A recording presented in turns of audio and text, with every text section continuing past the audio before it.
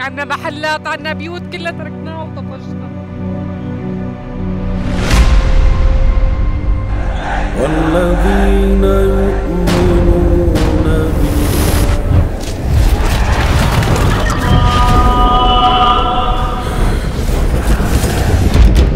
هذا مقام طاهر مو للشتم. صور مين تبعك؟ خدني لا تسوي شيء ما صار هلا. الشيعة لا يمكنهم ابدا ان يقولوا البلاد من جديد. ندافع عن انفسنا ان شاء الله ولو باظافرنا.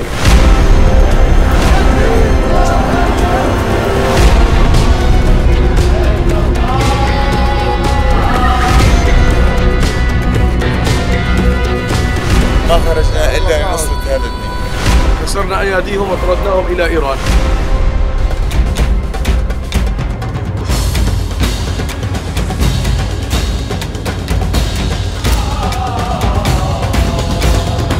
هكذا صلاتك قرة يكسر ما ترسي دروز بوني شركي تر لسوريا هيا كبي ضلين شري طائفي.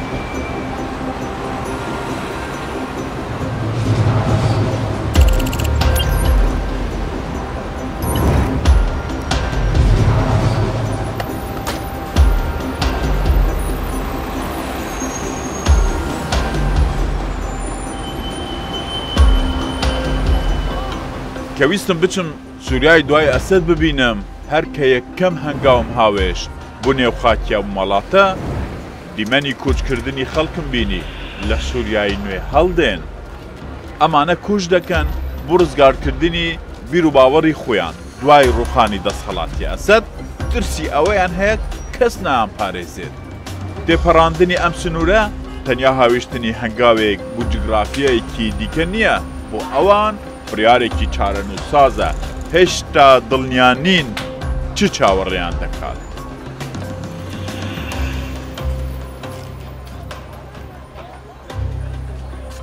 ئێستاوە دوو بەشە ئەم بەشەی لەمبەری لوبنان دێت دەچێتە سووریا ئەوەی کە ئەوە چەندین ساڵە وڵاتی خۆیان بەجێهێشتووە ئەمەی ئەم بەشە دەبینین دەڕوە ئەوانە کە لە سووریا هەڵدێن لەگەڵ ڕژێمی ئەسەد بوون لەگەڵ نیزامی ئەسەد بوون دوای ڕوخانی ئێستا هەڵدێتن بە پێزانیاریەکانی ئێمە کە نافەرمین ڕۆژانە نزیکی 2000 کەس لێرە دەڕۆن دەچنە لوبنان هەیە سەفەریش دەکەن ئەمانە هەندێک خەڵک ببینن قسە بکەن. مەرحەبا چۆنن لە چ ناوچێکی سووریاوە هاتوون؟ لە ئیدلیبەوە. ئیدلیب شارێکی خۆشە؟ خۆش بوو. پێشتر خۆش بوو؟ خۆش بوو. ئێستا چۆنە؟ ئێستا شەر خۆش. بۆ دەرچوون؟ لەبەر خەم و خەفەت دەرچوین. لە خەفەتە؟ بەڵێ چوا خەڵک لە سووریا ماوە تاوەکو لەگەڵیان بمێنینەوە کە سوکاری ئێمە کەس لە سەید زەینەب نەماوە کە زۆربەیان لە کەفریا و فۆعە بوون و زۆربەیان ڕۆشتن تەنیا ژمارەیەکی کەم ماون ئێمە چی بکەین لەوێ بمێنین؟ ئێوە شیعان؟ بەڵێ ئێمە شیعین. بۆ ترسان هەبووە گە لە سووریا مابانەوە؟ گروپی چەکدار هاتن و ئێمەیان دەرکرد. هلا باركين هون الله عليهم طالعونا هون طالعونا هون. ليش تبكي؟ بۆ دەگیریە؟ کەس دەیەوێت ماڵی خۆی بەجێ بهێڵێت و بڕوات؟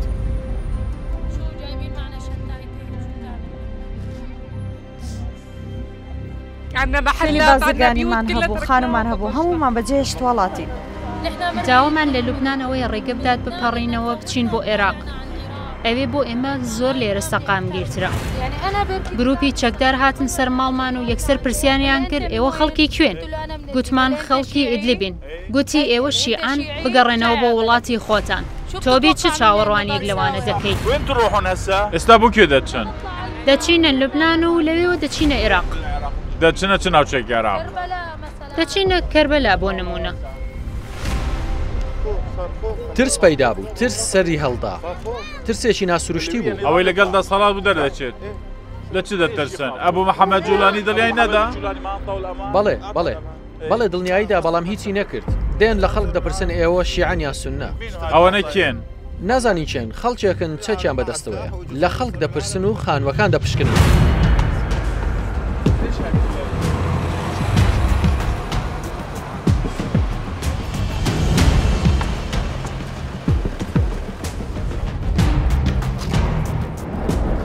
ترسەکە لای ئەوان ئەوەندە گەورەیە هەندێکیان چاوەڕێ بریاری فەرمیان نەکرد لە سنوور بپەڕنەوە بەشێکیان ویستیان بە نایاسایی بچن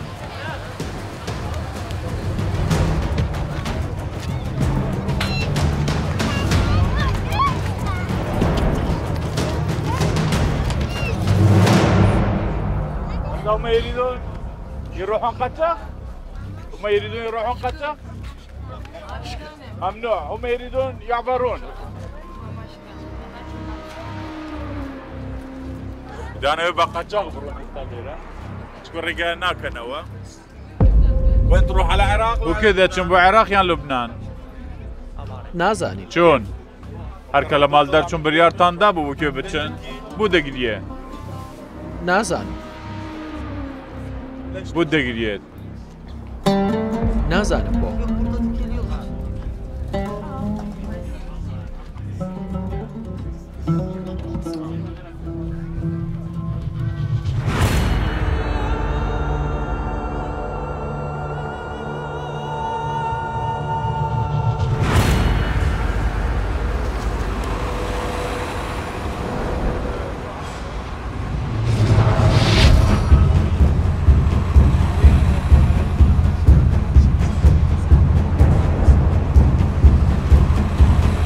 کوچ و ڕاکردنی ئەو خەڵکە لە سووریا بەشێکی پلانی کاری ئێمەشی گۆڕی دەبێ بچینە دیمەشق لەوێوە بچینە سەیدە زەینەب پیرۆزترین ناوچەی شیعەکانە لە سووریا دەمەوێت بزانم خەڵکی ئەوێ چیان بەسەر هاتووە و چی دەکەن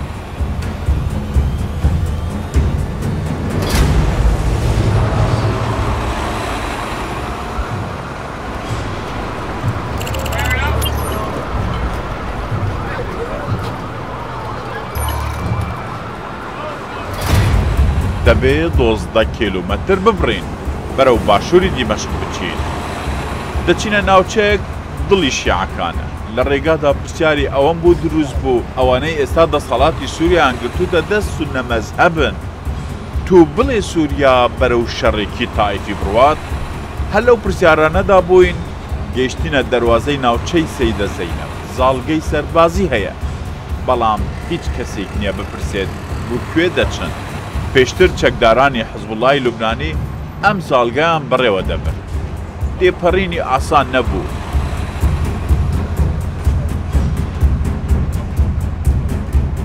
وێنەی سەرکردەکانی شیعە لە ستوونی شەقامەکانی سەیدە زەینەب هێشتا دیارن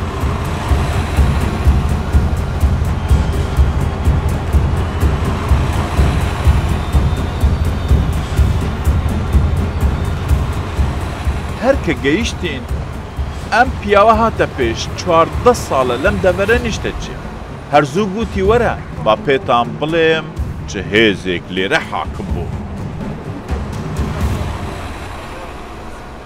حەزب ماوەیان دەرچوون نا دەرچوون حەزبڵا دەرچوون هەروها میلیشیا ئێرانیش دەرچوون میلیشیا ئێران لەکوێ بوون لێرە لەم کۆڵانە بوون لەم گەڕەکە بوون بەڵێ لێرە بوون لەم کۆڵانە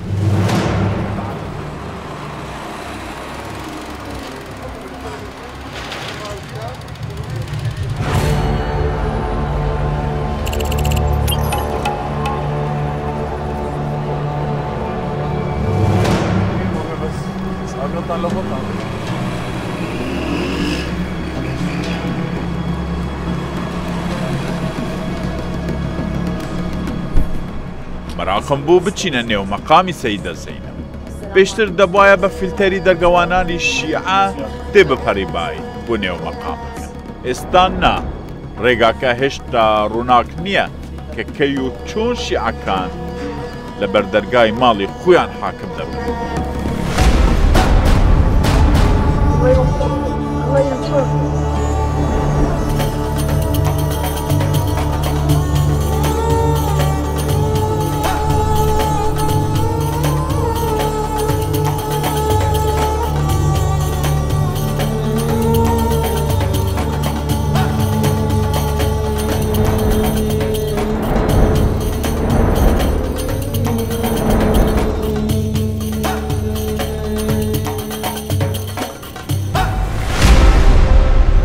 ئێمەیان بردە لای شەڕکەرێکی دەستەی تەحریر شام ئەو هەموو شتێکە لە مەقامە مۆڵەتی وێنەگرتنی ئێمە دەبێ هەر بە ڕەزامەندی ئەو بێت ئێمەی ئازاد کرد گوتی بڕۆن سەربەست بن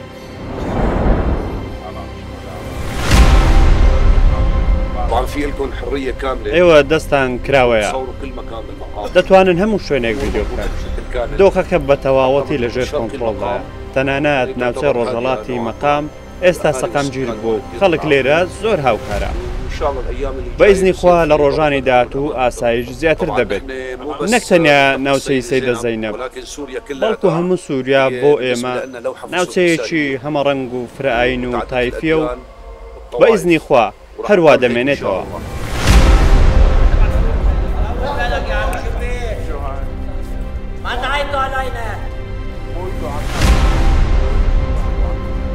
هەرکە گەیشتنە بەر دەرگای مەقامەکە بەسەر ئەم دۆخەدا کەوتی قیامەت هەستاوە ئەوەی لای شیعەکان حرامە بێتە سەر زاران لەسەر خودی مەزاری سەیدە زەینەبی کچی ئیمام حوسێن گوترا جنێومان نەداوە و هیچمان نەوتوە خوا لەگەڵ سەیدە زەینەبە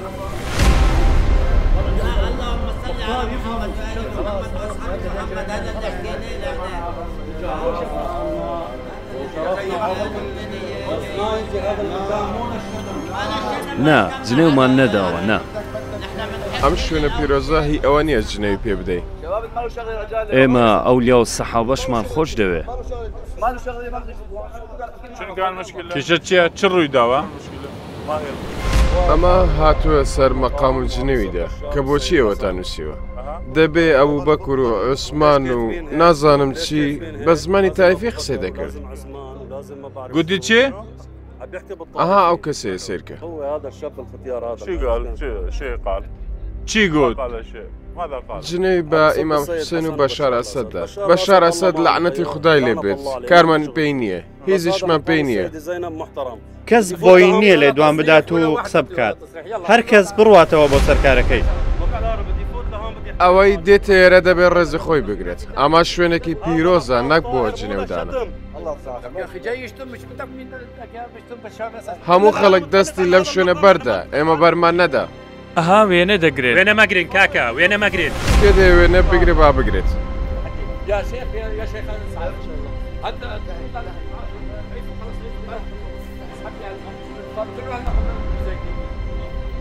لە پشێرە ئەوە مەلا مەلا لەو ناوەشە ئێرێرە و مەلا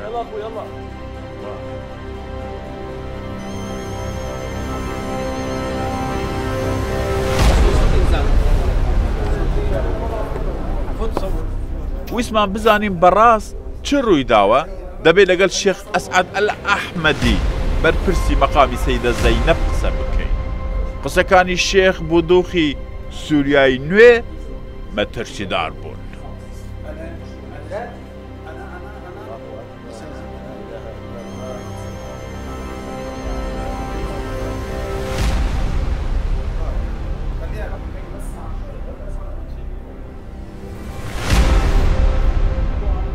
هل لي أن أشوف التليفون للشيخ؟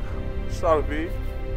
شو كان موجود بالتليفون؟ ما اساسا مقطوع ما في خلص امر ما في امر محلول بس مقطوع تفضل ما في داعي تصوير ولا في داعي شيء اذا تسمع بس يطلع الشيخ هو بيعطيك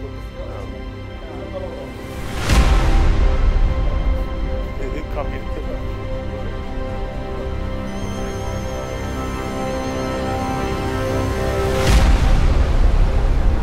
سلام عليكم صلاة ويقال بالشيخ سڵاوی خوات لێوێ چۆنی باشی خوا بتپارێزێت زۆر سپاس مسؤول عن حرم المقام أمن المقام ترسەکە هەیە و ڕاستیە دەتوانم بڵێم 20% 20% ڕەنگە ئەمە بەرەو زیادبوون بچێت ئەگەر دەوڵەتی نوێ لە سووریا بە دەستێکی ئاگرینی دۆخی ئاسایش نەپارێزێت ئەم دۆخە پەرە دەسەنێت تابووری چوارەم هەیە بە ناوی دەستەی تەحریر شام یان گروپی دیکە دێنە کێن پاڵپشتە و تابورانە دەکەن هێزی چەکە پاڵپشتێ و تابورانە دەکەن ئەو چەکی هەیە تۆ چەکت نییە ئەوان زۆرینەن تۆ کەمینەی شێخ ئێوە سەیری دووخە دەکەن تو بڵێ ململانێکی تایفی دروست ببێت وەکەوەی لە عێراقیدا قسەی ئێمە ڕوونە بە ئیزنی خوا من قسەی ڕاز دەکەم و لە کەسیش ناترسم تەنانەت ئەگەر گەیشتە ئەوەی لەسەری شەهید ببن بەڵێ شەڕی تایفی و گەورە ڕوو دەدات بە تایبەت لە نێوان شیعە و سونە لە هەندێ ناوچە وخصوصا بين الشيعة والسنة في بعض المناطق شێخ ئەسعەد زۆر مەبەستی بوو باسی ئەو پەلەماردانانە بکات کە کراونەتە سەر ئەم مەقامە شێخ نەیشاردەوە چەکی هەڵگرتووە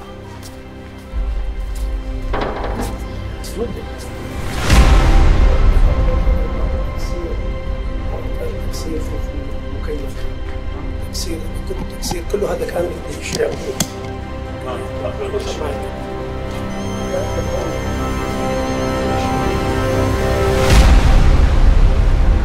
من یەکەم کەس بووم چەکم هەڵگرت بۆ بەرگریکردن لە مەقامی سەیدە زەینەب دواتر گەنجەکان هاتن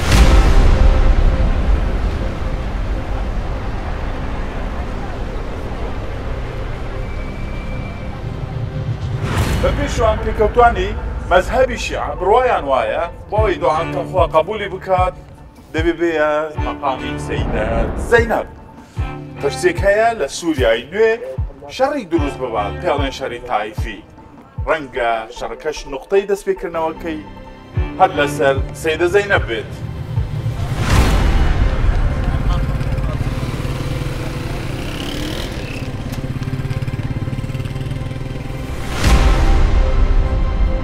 لە دەوروبەری سەیدە زەینەب هێزێکی چەکدار لێمان کۆبەوە لێم پرسی خەڵکی شیعە دەترسن ئێوە چ دەکەن؟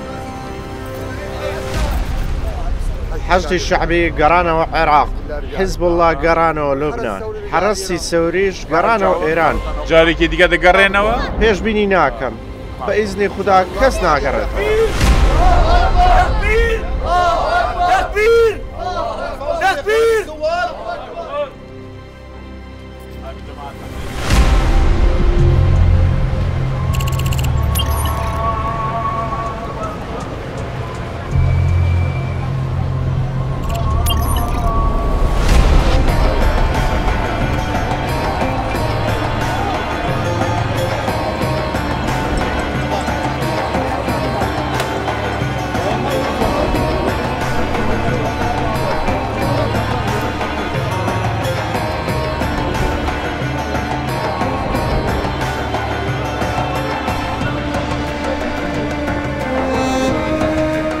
مزگەوتی ئومەوی لە ناوەڕاستی دیمەشقە هەر بە بەهێزی ماوەتەوە پێگەیەکی ئاینی مێژووی مشت و مڕ هەلگرە لە نێوان مەزهەبی سونە و شیعە ئەمڕۆ تەنیا بوو نوێژ و پارانەوەی بەکار ناهێنن ڕەنگە هێمایەکی نوێی ململانێ بێت لە سووریای نوێدا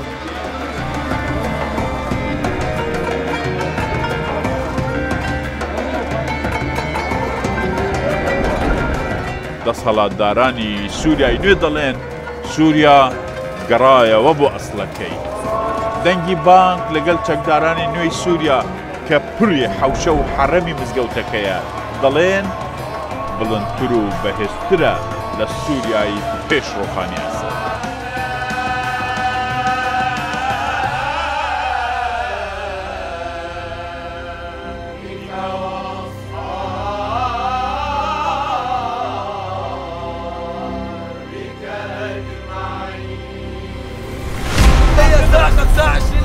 أي مدرب ربع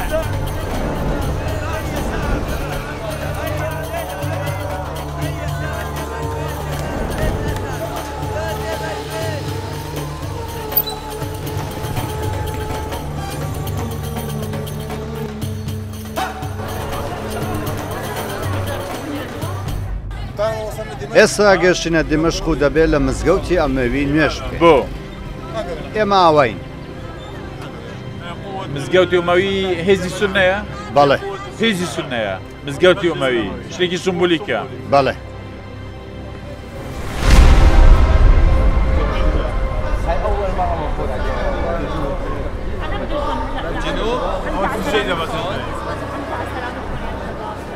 جنوب هەموو کاتێ وەک ئەوەی بڵێن بەهێزین چەکداری نوێی سەر بە تەحریری شام دێنە مزگەوت بۆ سجدەی شکرانی.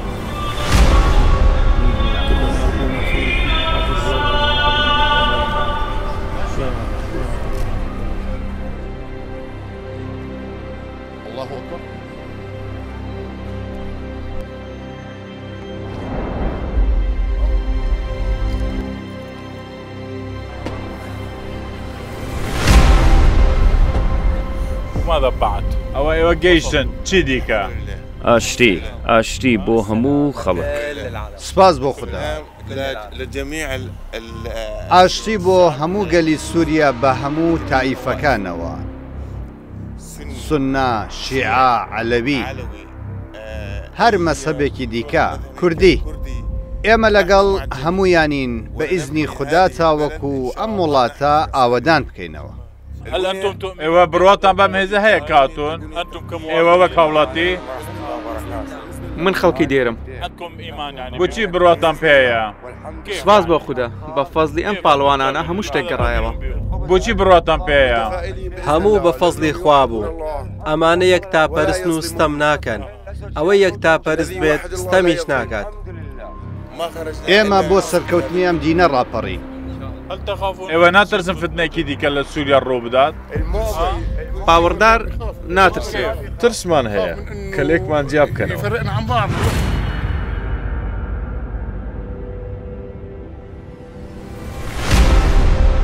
ئەوانەی سووریایان لە ئەسەدیان سان بە ئێمەیان گوت ئەم مزگەوتەی ئەمەوی بۆ ئێمە شوێنێکی سمبولیکە. مزگەوتی ئەمەوی دیمەشق دەکەینە پایتەختێکی بەهێزی سونە نەک لە سووریا لە هەموو ناوچەکە. ئەوەشیان گوت چۆن وەکو بەغدا بووتە هێزی شیعە لە ناوچەکە. سووریای دوای ئەسەد هێشتا ماویەتی بوتان باز بکەم.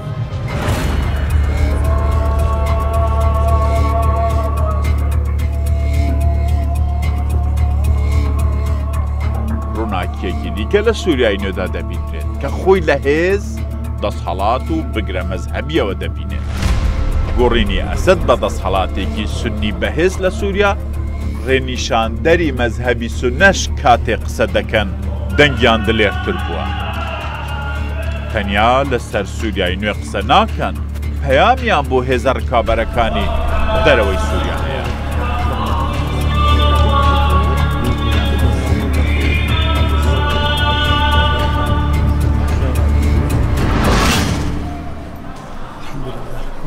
الحمد لله على كل حال. الحمد لله يا رب. الحمد لله يا رب. الشيعة لا يمكنهم أبدا أن يقودوا البلاد من جديد. شیعە چیدی کە ناتوانن ببنە سەرکردەی ئەم وڵاتە نەک هەر لەم وڵاتە لەو بڕوایەدام تەنانەت لە دەوڵەتی دراوسێش ناتوانن. لە لوبنان بووم ئەوان لەوێش ئیدی وەک جاران ناتوانن. بە ئیزنی خوددا لە عێراقیش ناتوانن. ئەگەر وەک خۆی مایەوە دەبێت تەنیا عەرەب لەوێ حکوم بکەن. فارس چیدی کە دەسەڵاتیان بەسەر عێراقەوە نابێت. بە ئیزنی خوددا دیمەشق لە هەموو جیهان پایتەختی سوننە دەبێت نەک تەنیا لە شام.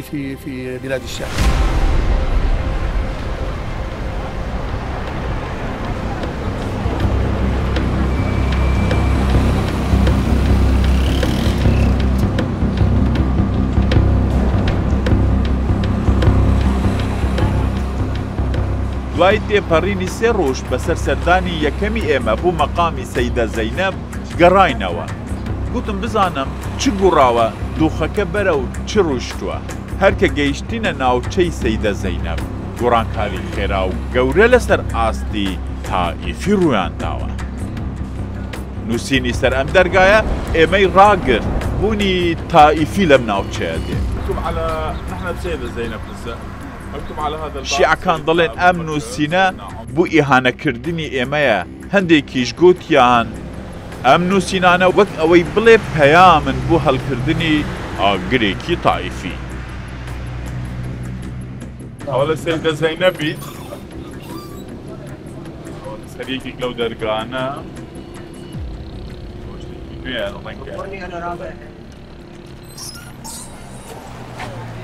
شەڕی تائیفی لەسەر ئەو شتانە دروست دەبێت لە بینی شیعە و سوننە.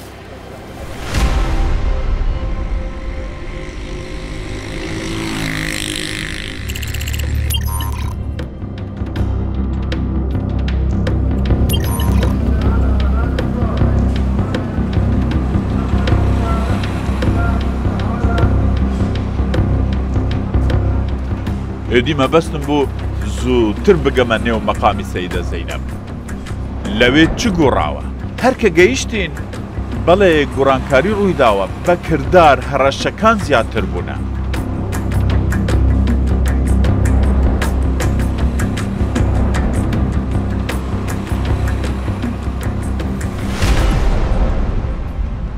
کەسێکی تۆندڕە و هات هەوڵیدا ئاڵایەکی تایبەت بە خۆی لەسەر مەقامی سەیدە زەینەب دابنێت بەڵام دەستە بردی ئەو ئاڵایەت چی بوو کە و کەسە ویستی دابنێت ویستی دایبنێت بەڵام پێشەوەی دایبنێت گرتمان گرتان لەبەر ئەم هەڵسو کەوتە هەموو ئاڵاکانی دیکەمان لەسەر سەیدە زەینەب هەڵگرت و لە کاتی خۆیدا هەڵیان دەدەینەوە بەس کاتی بێت ئاڵەکان هەڵدەدەینەوە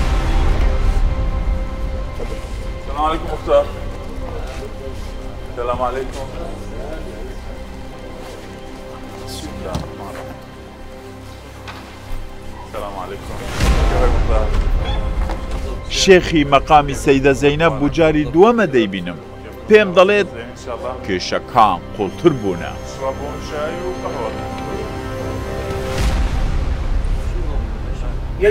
کەسێک هات گوتی پێویستە لەسەر هەموو زیارەتکارێکی عراقی یەکەم جار بچێتە سەر قەبری پێشەوای ئێمە مەعاویە نیو کاژێر دابنیشێت و نیو کاژێت بگرێت دواتر بچێتە سەر مەقامی سەیدە زەینەب و نیو کاژێت بگرێت و بڕوە بەڵام ئەوە گزارش لە کێ دەکات پشیلەیەکی بچووک ئەگەر ئەزیەتی بدەی بەرگری لە خۆی دەکا ئەگەر دەست بۆ جوچکەی مریشک ببەی بەرگری لە خۆی دەکا ئێمەش تەنانەت بە نینۆکیش بێت بەرگری لە خۆمان دەکەین ئەوە شوێنی محەممەد شێخە وابزانم پاسەوانی شۆڕشی ئێران لەوێ بوون ئەوە دەرگای حەوزەیە دەرگای حەوزەیە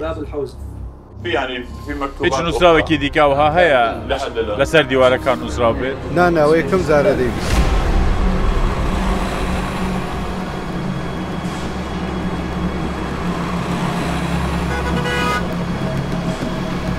خەڵکی ئاگاداری نێو شیعەکانی سەیدە زەینەب بۆ ئێمەیان باس کرد کە ئەم کرداوانە پێمان دەڵێن فتنەکە لێرەدا ناوەستێت بەڵکو سەرەتایەکە بۆ ململانەیەکی قۆڵ کە بەڕێگاوەیە بۆ سووریای نوێ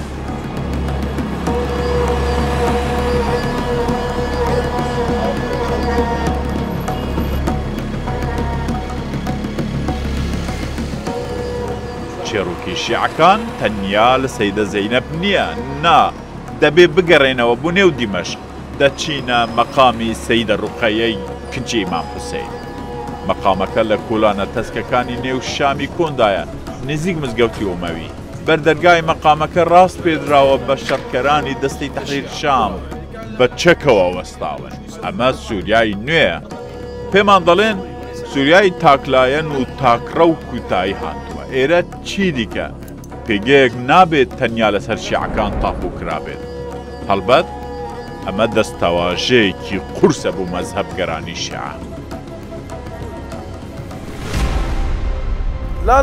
هێزی شیعی قبول ناکەین قبول ناکەین چەچیان هەبێت و گێرە شێوێنی دروست بکەن ئێرە بۆ هەموو کەسێکی کریستیان دورزی موسڵمانی شیعە و سونە و عەلەویە هەموو کەس دەستنە ژوورێ ئەوان ڕێگەیان نەدا هیچ لایەنێکی دیکە بستنە ژوورێ دەبوایە بەس ئێرانی بێت ئێمە دەستی ئەوانمان شکاند و دەرمان کرد و ڕەوانی ئێرانمان کردنەوە ئێمە ڕێگە نادەین ئێرانی بێنە ئێرە و ڕێگە نادەین هیچ کەسێکی تایفی بێت ئێرە بۆ سونە و شیعەیە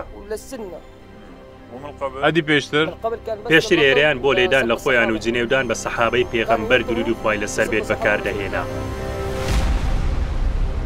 13 ساڵە شەڕێکی توندی ناوخۆیی لە سووریا هەیە هەموو ڕۆژێ خەڵک کوژرا تا گەیشتەوەی دەسەڵاتەکە بگۆڕێت هەرکە دەسەڵاتەکە گۆڕرا یەکسەر مەترسی دروستبوونی شەڕێکی تر لە سووریا هەیە کە پێ دەڵێن شەڕی تایفی نێوان سونە و شیعە ئەم تابلۆی لە پشمن پێ دەڵێت ئێرە مەقامی سەیدە ڕوقەیە کچی ئیمام حوسێین لای شیعە شوێنێکی پیرۆزە مزگەوتی ئومەوی 50 مەتر لێرەوە دوورە کە ڕەمزی سونەکانە لە سووریا و هەر لەوێ دەفتەری دەسەڵاتی عەلەویەکانی داخست لە ڕووی جغرافیەوە هەردوو لا نزیکن لە یەکدی بەڵام وەکو لە سەحمەکانی سەر ئەم تابلۆیە لە ئەسڵدا زۆر دوورە لە یەکدی مەترسی دروستبوونی شەڕی تایفی لە سووریا هێشتا ماویەتی بووتان باس بکەم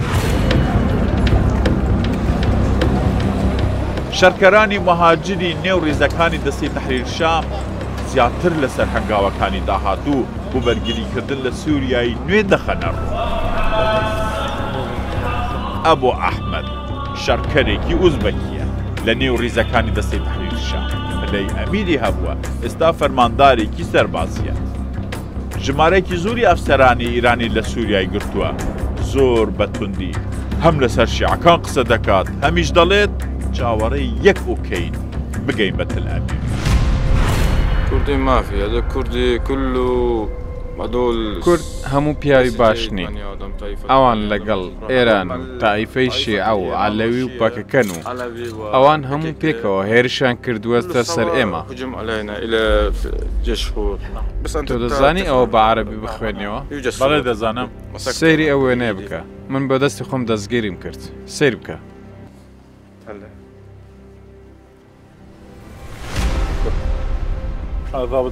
ئەوە ئەفسەرێکی ئیرانیە؟ بەڵێ پاسپۆرت و ناسنامەی سووری هەبوو ئەمە عەلەوی بوو. ئەفسەرێکی عەلەویە خەڵکی ئێران بوو. خەڵکی کوێ؟ خەڵکی ئێران بوو 8 ساڵا دژی خەڵکی سووریا شەڕ دەکات و ناسنامەی سووری پێدراوە. ئەو لە ناوچەی زەهرانیشتە جێ بوو. من ئەفسەری زۆرم دەستگیر کردووە. چەند ئەفسەر دەستگیر کردووە؟ بە نزیکەی 15. 15 ئەفسەر؟ شێخ ئەحمەد وەلید ئەوە کییە؟ ئەوە شیعەیە. شیعە مەترسیدارن؟ چۆن؟ شیعە مەترسیدارن؟ سەبارەت بە ئێمە ئەوان مەترسیدار نین بەڵکو وەکو سەگ وان. ئێستا سوپاس بە خوددا ئێمە گەیشتونەتە چیای ناوەکەی لەبیرم چووە. نزیکی یەهودن شەرکەری مهاجری بەرامبەر یەهود وەستاون و ڕێیان لێگرتووە تاوەکو نەتوانن بەرەو دیمەشق بن. یەهود بەئیزنی خوددا بەس فەرمانێک یان کەلیمەیەک بۆ ئێمە بێت تاوەکو تەل ئەبیب دەچین. بەس لەسەرەوە فەرمان بۆ ئێمە بێت شەڕ بکەین بە ئیزنی خوددا لە ماوە یەک ڕۆژدا دەگەینە فەلەستین.